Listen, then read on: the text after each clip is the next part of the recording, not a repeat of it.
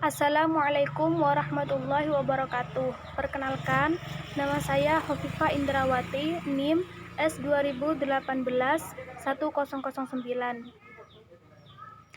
Saya di sini akan menjelaskan tentang pengawasan dan fungsi dalam hukum administrasi serta sanksi dalam hukum administrasi. Yang pertama, pengertian pengawasan dan fungsi dalam hukum administrasi.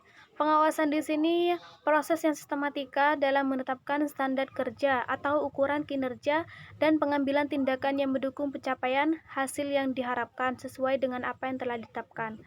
Pengawasan itu berasal dari kata awas yang berarti memperhatikan dengan baik-baik, mencermati, meneliti, dalam arti melihat sesuatu dengan cermat, dan tidak ada lagi kegiatan selain memberi laporan berdasarkan kenyataan yang sebenar-benarnya. Pengawasan di sini berfungsi untuk menetapkan apakah telah terjadi suatu penyimpangan dalam sebuah pekerjaan.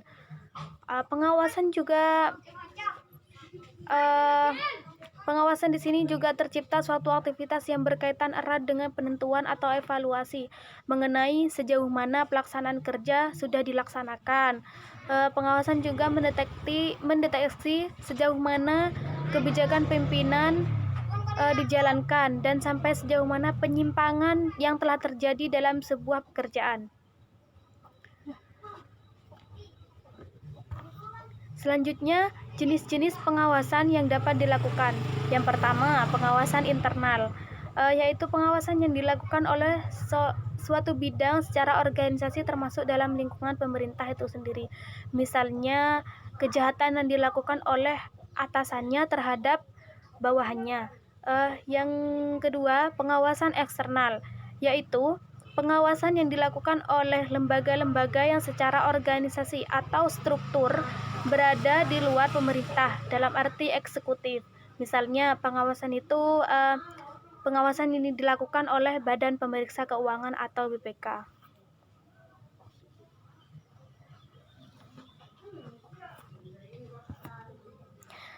Selanjutnya, fungsi pengawasan.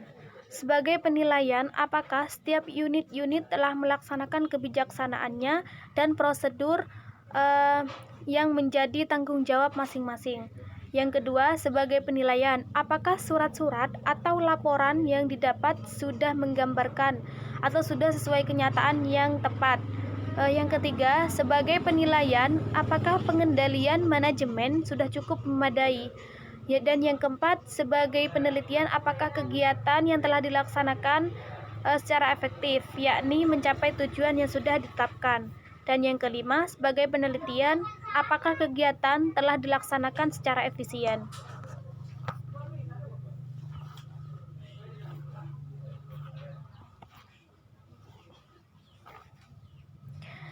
Selanjutnya, pengertian sanksi hukum administrasi negara. Sanksi hukum administrasi negara adalah alat kekuasaan yang bersifat hukum publik, yaitu digunakan oleh penguasa sebagai reaksi dari ketidakpatuhan terhadap norma-norma hukum administrasi. Jadi, sanksi ini digunakan untuk kekuasaan yang tidak bertanggung jawab atas norma-norma hukum administrasi. Sanksi merupakan bagian penutup yang paling penting dalam menegakkan suatu hukum, mewujudkan keinginan-keinginan agar menjadi kenyataan dibutuhkannya sanksi agar setiap kekuasaan tidak semena-mena dalam melakukan pelanggaran. Selanjutnya, unsur-unsur sanksi hukum administrasi negara. Yang pertama, alat kekuasaan. Yang kedua, bersifat hukum publik. Yang ketiga, digunakan oleh pemerintah. Dan yang keempat, sebagai reaksi atas ketidakpatuhannya.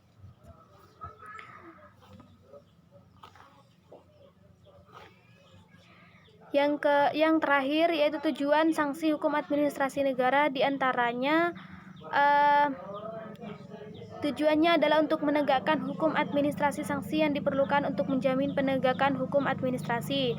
Dan yang kedua, menurut Dehan dan kawan-kawan, tujuannya adalah untuk penerapan kewenangan pemerintah, di mana kewenangan itu berasal dari aturan hukum administrasi, tertulis maupun tidak tertulis.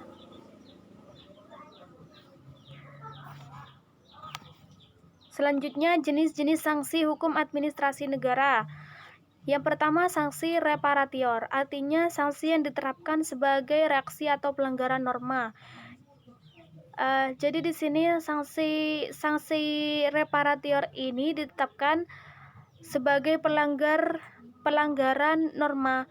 Jadi setiap orang yang melanggar norma akan dikenakan sanksi reparator ini, yaitu yang ditunjukkan untuk mengembalikan pada kondisi semula sebelum terjadinya pelanggaran. Dan yang kedua, sanksi punitif, sanksi yang ditunjukkan untuk memberikan hukuman pada seseorang, misalnya berupa denda. Jadi setiap orang yang melakukan pelanggaran setiap orang yang melakukan pelanggaran akan dikenakan sanksi berupa denda. Dan yang ketiga, sanksi regresif, artinya sanksi yang ditetapkan sebagai reaksi atau ketidakpatuhan terhadap ketentuan yang terdapat pada ketetapan yang diterbitkan. Sekian penjelasan dari saya. Mohon maaf jika ada salah kata maupun penjelasan dari saya. Wassalamualaikum warahmatullahi wabarakatuh.